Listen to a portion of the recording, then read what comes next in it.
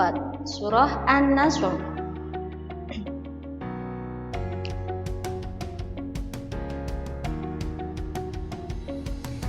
Assalamualaikum warahmatullahi wabarakatuh. Bagaimana kabarnya hari ini anak-anak? Pasti sehat semua kan? Alhamdulillah, berjumpa kembali dengan Ustazah Bana dari pertemuan kali ini. Yuk, agar kalian belajarnya lebih lancar dan tetap semangat, mari kita baca basmalah terlebih dahulu. Bismillahirrahmanirrahim.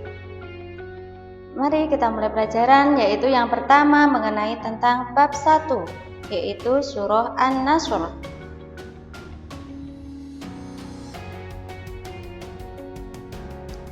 An-Nasr diambil dari lafal ayat pertama yang berarti pertolongan. Nah, surah An-Nasr surah yang menempati urutan ke-110 dari 114 surah. Surah An-Nasr diturunkan di Mekah, namun termasuk golongan surah Madaniyah karena turun setelah Nabi Muhammad SAW hijrah. Surah An-Nasr terdiri dari 3 ayat. Surah ini diturunkan setelah surah At-Taubah. Nah, diturunkan oleh Allah Subhanahu wa taala berkenaan dengan adanya peristiwa Fathu Mekah.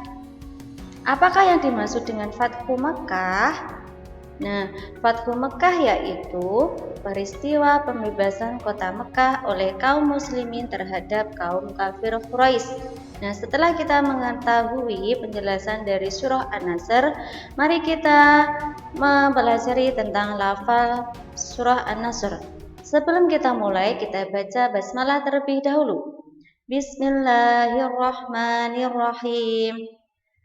Surah An-Nasr ayat yang pertama yaitu Idza jaa nasrullahi wal fath, yang artinya apabila telah datang pertolongan Allah dan kemenangan.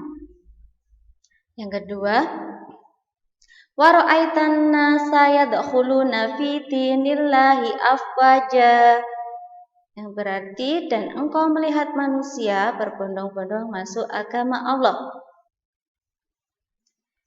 Yang ketiga, fasabbih bihamdi rabbika wastaghfir innahu kana tawwaba, yang berarti maka bertasbihlah dengan memuji Tuhanmu dan mohonlah ampunan kepadanya, sungguh Dia Maha penerima taubat.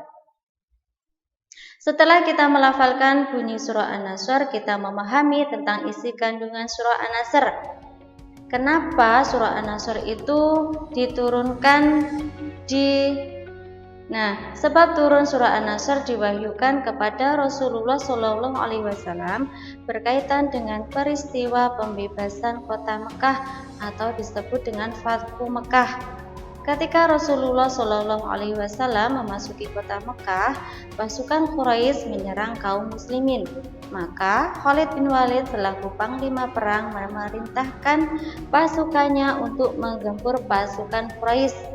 Khalid bin Walid beserta pasukannya meraih kemenangan dan akhirnya orang-orang Quraisy berbondong-bondong masuk Islam. Ini sebabnya kenapa surah An-Nasr diturunkan. Selanjutnya yaitu memahami isi kandungan surah An-Nasr. Nah, dari ayat yang pertama sampai 3 itu tadi surah isi kandungan surah An-Nasr yang pertama yaitu agama yang dibawa Nabi Muhammad SAW pasti membawa kemenangan. Allah memerintahkan kepada hambanya agar meminta pertolongan dan kekuatan kepadanya. Pertolongan dan kemenangan datangnya dari Allah. Yang kedua, setelah kemenangan umat Islam, masyarakat Arab memeluk agama Islam hingga terus menyebar ke berbagai penjuru dunia.